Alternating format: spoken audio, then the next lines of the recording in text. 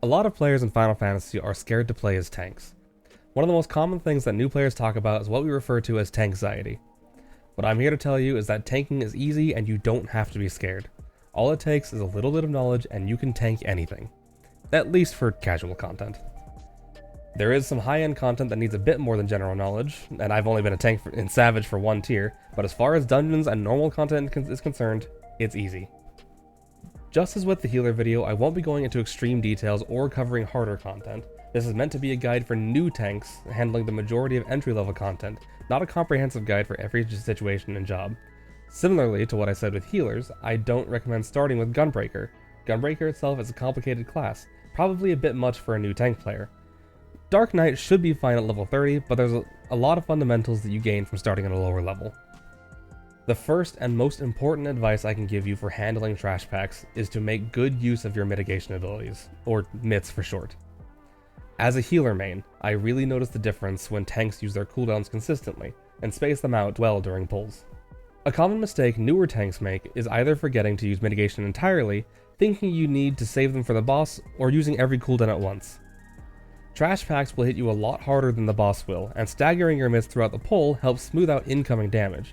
Oftentimes what we see, if you use all your cooldowns at once, is that the healer cannot react fast enough to the tank suddenly taking full damage, resulting in their death. The less damage enemies can do to you, the more that allows the healer to DPS and the faster your dungeon runs will become. A commenter in my previous video reminded me of this one. Don't use your MITs reactively. You're better off using them proactively so that your HP doesn't get low to begin with, rather than you and the healer having to press buttons in a panic when you're about to die. Alright, now how do we actually do that? When you're lower level, just use them one at a time, watch the timer, and when it runs out, use the next one. It's really that simple. As a tank, your gear does matter a little more than other classes because the worse your gear is, the harder the enemies are going to hit you, but as far as using your abilities, that's it. Even once you do get to higher levels, things don't really get much harder, you just have more buttons available to press. You have a choice to make of which mitigations to combine at the same time. My general advice is to read your tooltips, so you know which of your MITs we consider the big MITs, which ones we consider small MITs, and which ones you're expected to use on cooldown. But for the sake of simplicity, these are the big ones, these are the ones we use on cooldown, and the rest are the small MITs.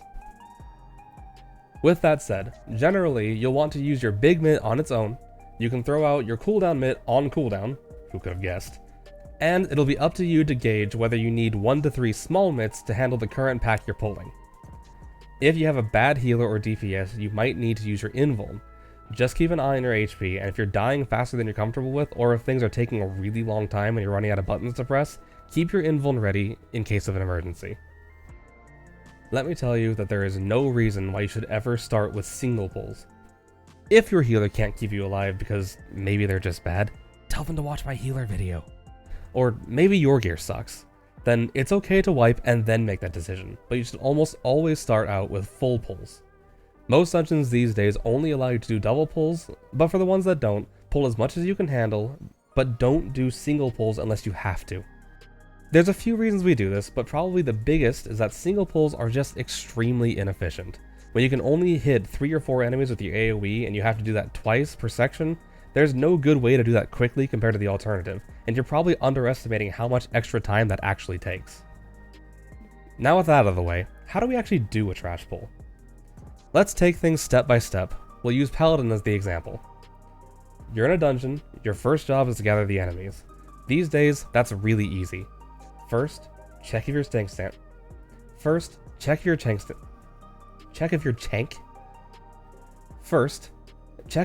stance is on.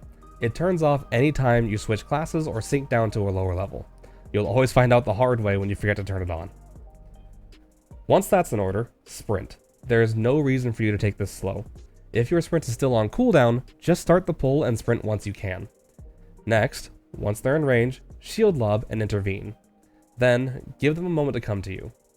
Use your first AoE and Circle of Scorn. You'll use whatever AoE off level you have for the other tanks. You don't have to hit that group anymore. Start running immediately to the next pack, gain their attention, and just continue your AoE combo. Between your attacks, start using mitigation. Which ones you use are up to you, but usually you want to use either your strongest MITs on their own or a combination of 2 weaker MITs. and this holds true for all 4 tanks and their respective abilities. Prior to getting your off-global AoE, this method still works the same, but instead you'll spend 2 GCs on the first pack if you want to play it safe. After each tank gets their off-globals, this will always work. If you miss an enemy, don't overthink it. Continue to the next pack anyway, the party has to follow you. Usually, they'll bring the stray enemy to you, but if they don't, you can always throw out a provoke, your ranged attack, or just position yourself so that your AoE combo catches it. Now, let's talk about grouping. A small thing that you can do to make yourself look like a really good tank. Group enemies in a way that allows all jobs, especially those with targeted attacks, to hit every enemy. Mastering this simple thing can vastly improve your dungeon runs because you will no longer end up with stragglers that still have half HP while the rest of the pool is already dead. How I usually do this is by running through the second pack, waiting for the enemies to gather up, and then staying as close to the center of the pack as they allow. This ensures the enemies surround you instead of forming weird shapes that your party can't fully hit. Sometimes the size or placement of the enemies or the layout of the map will prevent you from doing it exactly like this every time, but the base principle stays the same in all dungeons. Another method, and you can choose which you prefer or which is easier for a given dungeon, is to run back into the first pack and let the second pack come to you. As for bosses, tanks have a lot of responsibility here. It's not necessarily difficult, but there's a few things you have to keep in mind for the sake of the rest of the party. Let's start off with positioning. You need to be aware of the fact that melee DPS have positionals, meaning they have to hit certain parts of the boss. For you, this means you can't have the boss's butt shoved into a wall, and you can't be spinning the boss all over the place. Try to remain and pull the boss back into a central position of the arena at most times. When you get familiar with fights, you can even preemptively pull bosses into advantageous spots if you know they're going to move themselves. If you want to be a good tank, make sure when the boss is going to use a tank buster that you use some mits. Usually, just one mit and your short cooldown will suffice, but anything is better than just staring it down.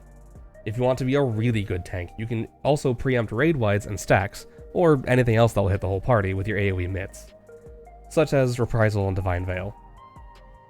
Lastly, and this is optional, but your healers will really appreciate it. Once you unlock them, use your OGCD heals on low HP party members.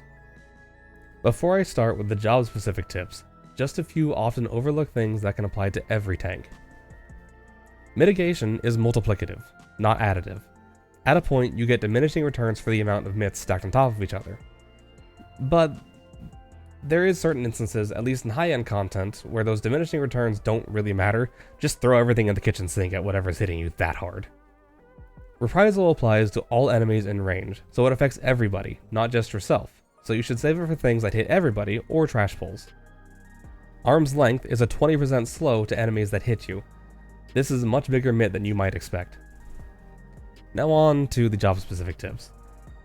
For Paladin. Paladin players, I'm begging you. Stop using Clemency unless you actually need to heal yourself and the healer can't handle it on their own. Maybe I'm only speaking for myself here, but I take it as a personal offense that you don't trust me when you start casting Clemency. I don't find it helpful when you cast Clemency instead of just continuing to DPS while your HP is above 30%. Now, I have seen a handful of Paladins pull off some really clutch heals, but 90% of the time when I see a Paladin casting Clemency, it's in a situation that I have completely under control. Please stop. Trust your healers until they've given you a reason not to. That being said, use Intervention. Please use Intervention, and Holy Sheltron as much as you want. Off-global healing tools are awesome. Speaking of Holy Sheltron, this ability is actually a much stronger tool than some may realize. Although one of the mits only lasts for 4 seconds, it has 2 separate 15% mits and the all-important heal over time. That heal over time lasts for 12 seconds, so it's good to watch that timer before reusing Holy Sheltron. Paladin's rotation is both fairly strict and not strict at all. Your magic combo you get at level 90 will break if you use your main 1-2-3 combo. Your Atonement combo and Holy Spirit are usable until you override them with your main combo. This means you can hit the first 2 buttons in your main combo without losing Atonement or Holy Spirit. For most people, this nuance won't matter, but what it means is that you can align your highest hitting abilities within your buff timers, or you can store a Holy Spirit for when you're forced to walk away from a boss. Holy Spirit deals more damage than Shield Lob, but it has a cast timer. If you're able to stand still, use Holy Spirit instead. For Dark Knight, always save for 3000 MP for Blackest Night. Abyssal Drain is a massive heal in trash packs, equivalent to what warriors can put out. Both Oblation and TBN can be cast on party members, other than yourself. This is a tip for healers as much as it is for Dark Knight players. Living Dead only triggers if the Dark Knight's HP hits 1. Once it does trigger, a Dark Knight needs to heal for the full value of their HP in order to not die, but they don't actually need to hit 100% HP. Dark Knights can usually handle this alone with the healing that Living Dead grants you, but in certain situations, they might need some help. But we're long past the days of practically needing a White Mage's Benediction. For Gunbreaker, once you get Heart of Corundum, use this as often as possible. Put it on the DPS and healers for raid wides, and for most normal content, it alone will be enough MIT to be fine for any tank buster. Even if you time it badly, as long as you're not in one-shot territory, the heal will stop you from dying to subsequent damage. Aurora is more healing total than Heart of Corundum does, but it does it over time. This is very good anytime you need it for yourself, such as in trash packs or when holding a boss.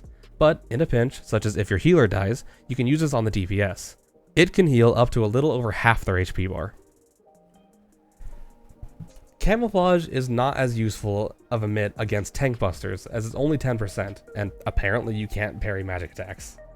A lot of tank busters are magic attacks. It's very good for dungeon pulls though, as their autos usually can be parried. Non-magic boss autos can also be parried, so if you don't need it for the busters, you can always use it for those.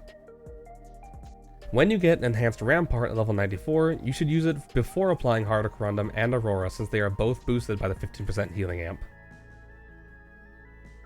For Warrior, Holmgang lasts until your target dies, but you can also cast it on yourself.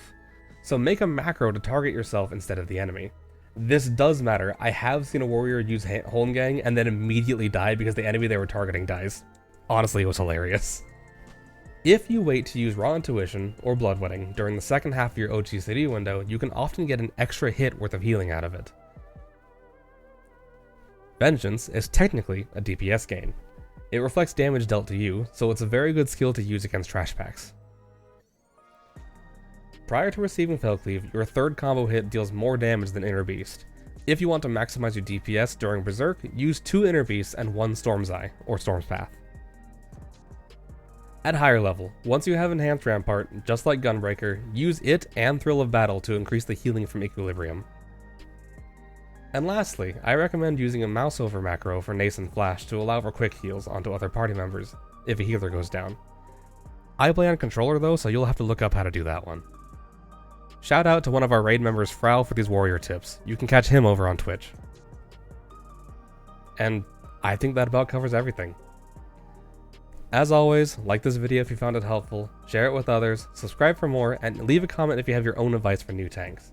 You can catch me here on YouTube for my live streams a couple times a week, and I'll see you next time. Goodbye!